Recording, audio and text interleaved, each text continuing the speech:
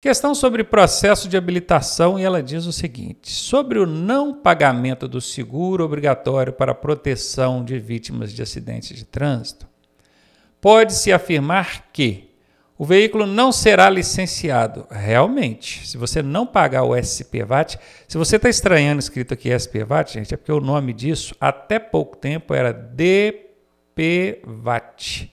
Mudou, tá? Agora é SPVAT. É o seguro obrigatório do veículo. Seguro obrigatório para proteção de vítimas de acidente de trânsito. Se não pagar o SPVAT, o veículo não será licenciado. Então isso aqui é verdade. Pode ser essa a resposta. O proprietário não terá direito à indenização em caso de sinistro. De fato, se o proprietário não pagou o seguro e envolveu no sinistro, bateu num poste lá, arrebentou a cara, ele não vai receber. O proprietário não recebe. Se for outra vítima, vamos supor que esse camarada aqui, esse proprietário, não pagou o SPVAT. E aí ele bateu no muro de uma casa, quebrou, arrebentou a cara todinha, e o muro caiu em cima de uma pessoa lá dentro, machucou essa pessoa. Essa pessoa lá dentro vai receber o seguro DPVAT. Professor, mas como assim? O proprietário não pagou? Tudo bem, mas a vítima que estava lá dentro tem nada a ver com isso. Ele próprio, o proprietário, não vai receber porque ele tem a ver com isso, ele não pagou, né? Agora, a vítima que está lá dentro do muro, lá, não tem nada a ver com isso. Ela vai receber o seguro, vai pagar ela, tá bom? Então, ó, o proprietário não terá direito à indenização. Isso é verdade. Vamos colocar o Vzinho que é verdade, verdade. Eu estou procurando, pode-se afirmar que, então tem duas respostas? Tem duas respostas, tem que ser todas aqui, ó. Opa! Todas as respostas acima. Quando aparece esse todas aqui, meu amigo, é 80% de chance dessa ser a resposta. 80%. Mas vamos ler a letra C aqui, ó. O proprietário responderá judicialmente pelas indenizações pagas às vítimas de sinistros causados por seus veículos. Se ele não pagou o seguro, a seguradora foi obrigada a indenizar aquela pessoa que estava lá atrás do muro, no exemplo que eu dei, o proprietário do veículo pode saber que a seguradora vai acionar a justiça depois para cobrar dele essa despesa de indenização aí, tá? Então, isso aqui também é verdade. A, B e C são verdade, todas são verdade. Letra D de dado a resposta. Processo de habilitação. Os veículos destinados à condução coletiva de escolares, por que fala coletiva? Que é para mais de 8, tá? Existe o transporte individual que é para até 8. Passou de 8, mais de 8 é considerado coletiva. É uma van, é um micro-ônibus, um ônibus. Esses veículos somente poderão circular nas vias com autorização emitida por quem, hein? Por órgão ou entidade executiva de trânsito dos estados e do Distrito Federal?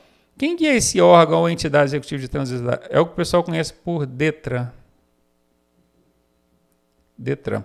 O Brasil tem 27 unidades federativas, que são os estados, 26 estados, mais o Distrito Federal, então 27.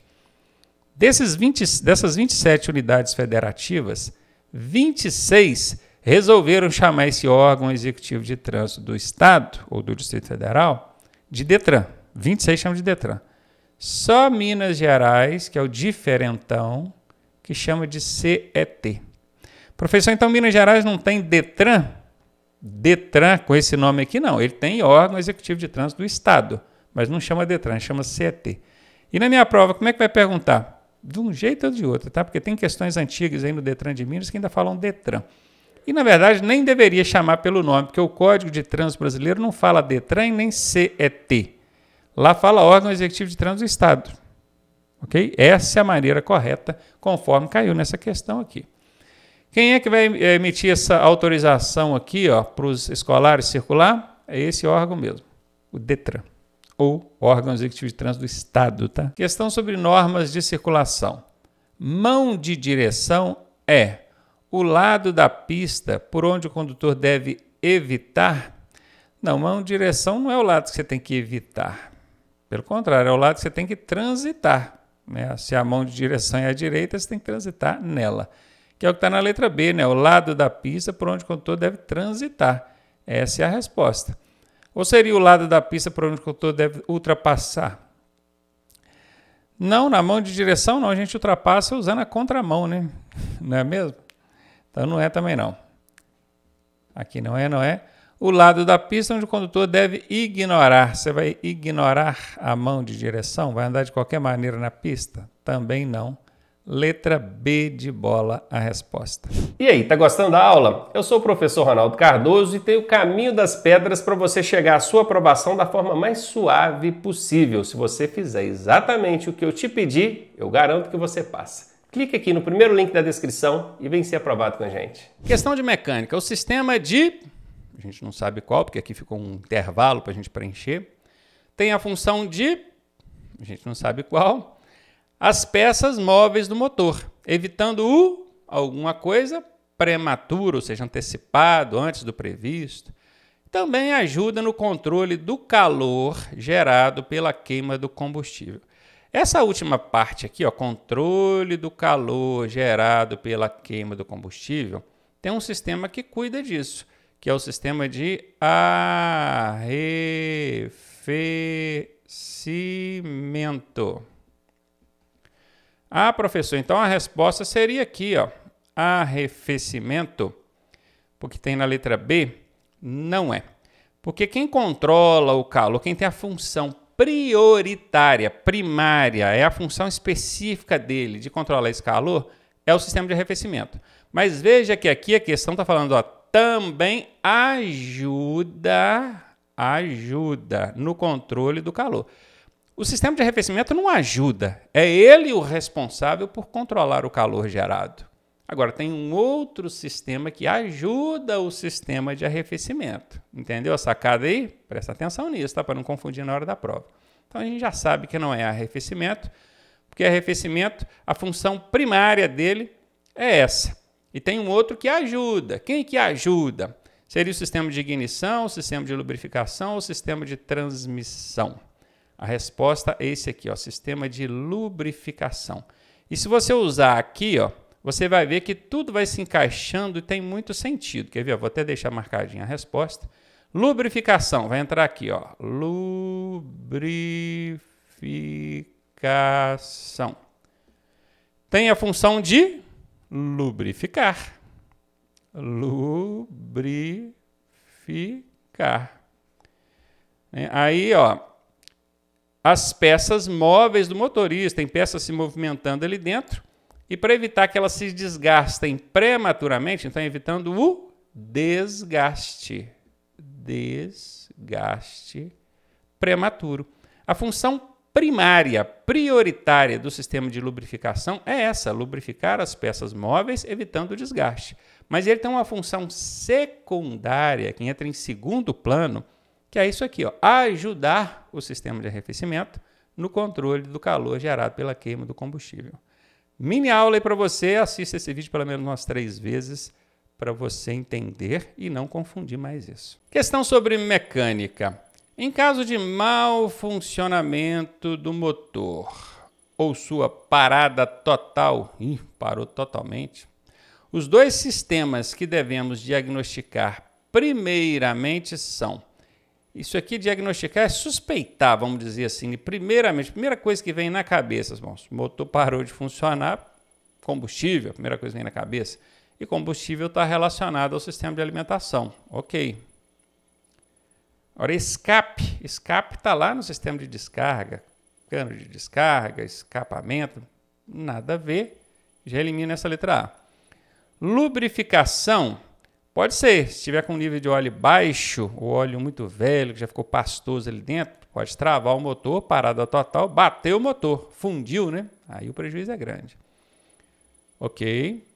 Ou sistema de frenagem. Não, frenagem aqui nada a ver, né, gente? Arrefecimento. Ok. O sistema de arrefecimento é que controla a temperatura para o bom funcionamento do motor. Se a temperatura excede o que o motor precisa para funcionar bem, esse motor começa a dar mau funcionamento ou até parar totalmente. Pode fundir o motor também. E lubrificação, ok. Sistema de lubrificação é o mesmo caso aqui de cima, né? É o que lubrifica as peças ali para o motor ter bom funcionamento. Essa aqui até agora é a resposta. Alimentação, ok. Iluminação, nada a ver com o motor. Letra D está fora. C é a resposta. Sinalização viária. A placa de regulamentação R22, essa aqui, significa o quê? Uso obrigatório de pneus e correntes. Dá para ver aqui na imagem que tem um pneu, uma roda, né? E correntes entrelaçadas aqui nesse pneu. O significado dessa placa é uso obrigatório de corrente. Uso obrigatório de correntes. E aqui ainda fala uso obrigatório de pneus acorrentados, tá vendo? Aí tem alternativas similares, parecidas umas com as outras. Por isso que a gente tem que decorar mesmo o significado da placa, porque o Detran vem com essas pegadinhas assim para confundir a cabeça da gente. E aqui, perguntando o significado, você já sabe, uso obrigatório de corrente, mas a questão pode vir pedindo uma contextualização. Por exemplo, eu uso obrigatório de corrente em todas as rodas? Não, não é em todas as rodas. Diz a regra que as rodas que tracionam o veículo é que são obrigadas a ter essa carcaça de corrente. Isso é para andar em pista que não tem asfalto, não tem pavimentação, então chove, vira lama, barro, e as rodas que tracionam o veículo, porque o veículo, até existe veículo 4 rodas, mas mesmo os veículos com tração nas 4 rodas, eles não trabalham tracionando as 4 rodas o tempo todo. Só se o condutor for ali acionar tração nas 4, né? Tração, para quem não sabe, são as rodas que impulsionam o veículo. O motor gera a força, joga para a roda e a roda impulsiona o veículo movimentar. Então, normalmente no automóvel, seu automóvel de uso pessoal, provavelmente ele vai ser de tração dianteira. Antigamente, Fusca, Brasília, Kombi, Variante, tinham tração traseira. Hoje o padrão é tração na dianteira, sabendo que tem veículo que tem tração nas 4. Se são tração nas 4, aí você pode escolher se quer usar ali a carcaça de corrente na frente ou atrás, porque a regra diz que tem que usar a corrente na roda ou nas rodas que tracionam o veículo. Letra B de bola, a resposta dessa aí. Questão sobre sinalização viária. As placas que advertem sobre a ocorrência de condições eventualmente perigosas na via são. Eventualmente significa que não é sempre que vai estar em condição perigosa. Eventualmente. Acontece às vezes não. Isso que significa eventualmente. Que placas que advertem sobre condições eventualmente perigosas? Mão dupla e início de pista dupla? Para começar, aqui nem adverte sobre condição perigosa. Está advertindo sobre o fluxo, o sentido do fluxo do trânsito. Então, não, isso aqui não muda. Isso aqui não muda. Se tem uma placa ali, se aquela via ela é mão dupla, a placa vai mostrar que ela é mão dupla e vai ser mão dupla sempre. A não ser que algum dia a engenharia de tráfego resolva mudar aquilo e tira a placa, não faz nem sentido mais. Proibido retornar e proibido virar? Não, aí não é placa de advertência. Placa que proíbe são as placas de regulamentação. Está fora.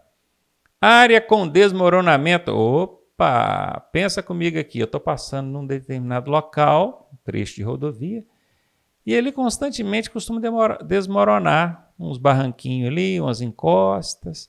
Aí eles vão e colocam essa placa lá, porque para você ficar antenado, ligado. Eventualmente pode ser, né? E vento lateral também, porque o vento ele não vai ficar ali para sempre o tempo todo. E às vezes naquela região, naquela área, venta muito lateralmente, inclusive atrapalhando ali a dirigibilidade do veículo. Então, muito provavelmente, essa vai ser a resposta. Serviço médico e serviço mecânico? Não, gente, essas placas de serviço, além dessas aqui não indicarem nenhum perigo, elas são placas de serviços auxiliares, lá do grupo de indicação, não tem nada a ver com advertência. Aqui é advertência, tá? Placas amarelas. A resposta é letra A mesmo, área com desmoronamento e vento lateral. Primeiros socorros. Para executar a massagem cardíaca em adultos, o ritmo ideal de compressões deve ser de... isso aqui varia conforme a idade da vítima.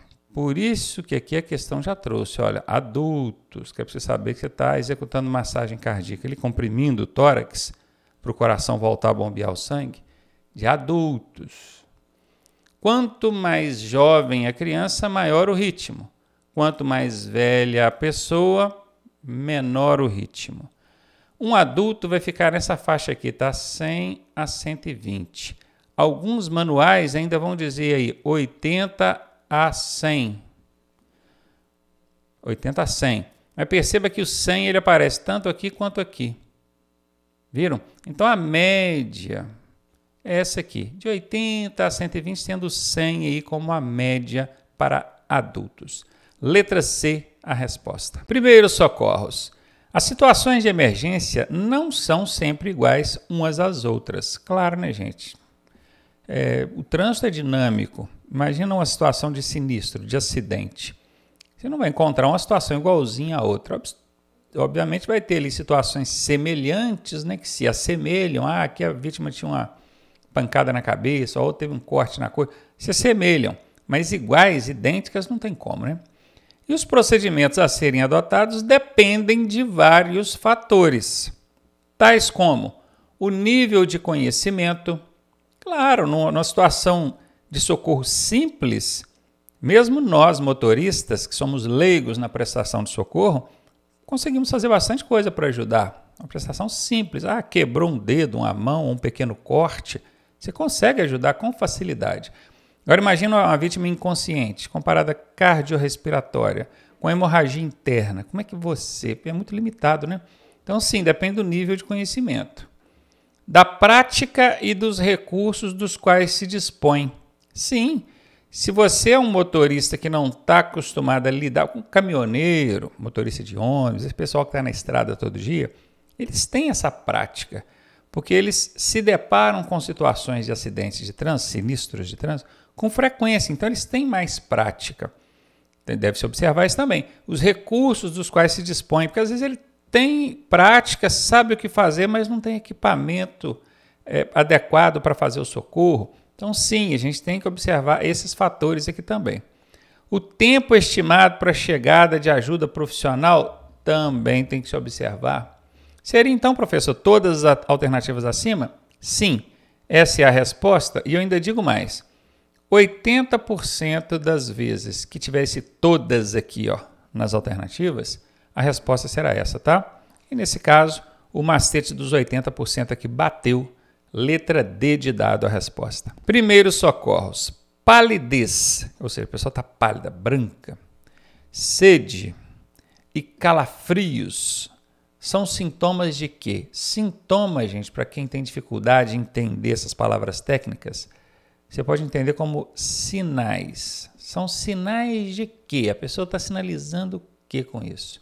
Que ela está com hemorragia, com a lesão na cabeça, com a queimadura ou uma fratura. Olha, a queimadura e a fratura não causam calafrios, até que a queimadura talvez sim, mas sede e palidez não. Essa palidez aqui é por perda de sangue. A pessoa fica pálida porque a circulação sanguínea não está adequada. Isso, na maioria das vezes, acontece por perda de sangue. Ela teve um sangramento interno ou externo, você não está vendo, e ela está perdendo sangue, então ela está pálida. E um dos sintomas mais marcantes de uma pessoa que está com perda de sangue, com hemorragia, é sede. É sede. Principalmente se ela tiver com hemorragia interna. Um osso da costela ali quebrou, perfurou um órgão interno, um pulmão, um fígado, alguma coisa, e ela sente muita sede, ela fica com a boca seca, as mucosas secas, ela fica ávida por água, me dá água, água, e não pode dar água, tá? Nesse caso não pode dar água. Então, palidez, perda de sangue. Sede, sinal de hemorragia. Calafrios também entra nisso. Letra A é a resposta.